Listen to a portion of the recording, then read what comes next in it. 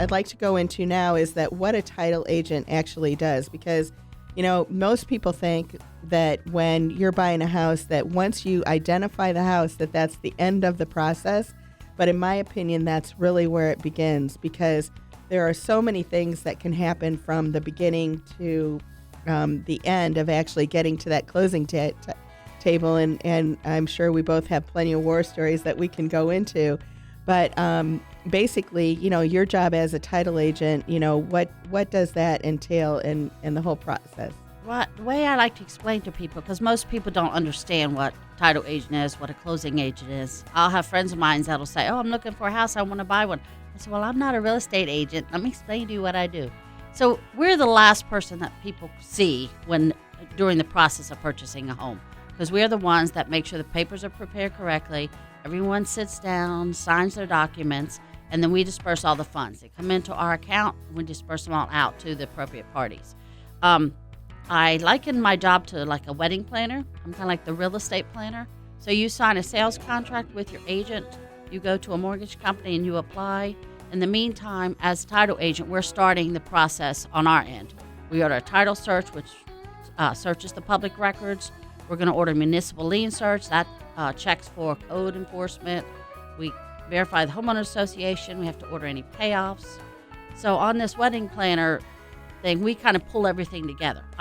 Our job is to kind of coordinate between both real estate agents, the buyers, the sellers, the mortgage companies, and anyone else that's involved in the transaction. And like you mentioned, like if there has been a death of somebody that's on the title, then there are things that need to be done in regards to that, like the death certificate and the probate and all of that kind of thing has to happen. Right. A lot of it depends on the situation, who actually owned the property, which person died.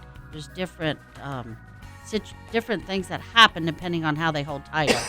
Obviously, I'm not an attorney. I can't really give legal advice, but we do have attorneys on staff that help us, and then I have certain attorneys that I refer people to. Because sometimes what happens if your main residence is, let's say, Massachusetts, and you have a summer home in Florida, if someone dies, they'll do their probate in Massachusetts, but we have to do a ancillary probate in Florida for just that property to determine the heirs, to determine who gets the proceeds to the house. So all of that has to happen. And one of the things that I found that was, I think refreshing for the state of Florida is that the title insurance rates are regulated by the state. Absolutely. We have what we call promulgated rates, which is the maximum that we can charge, and it's based on the sales price and then the policies that we issue.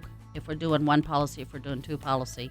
They also have what's called reissue rate. If you've owned a house less than 3 years and you're selling it, you can get a discounted rate for that title insurance. If you have vacant land and have a prior policy, then that would also give you a discounted rate.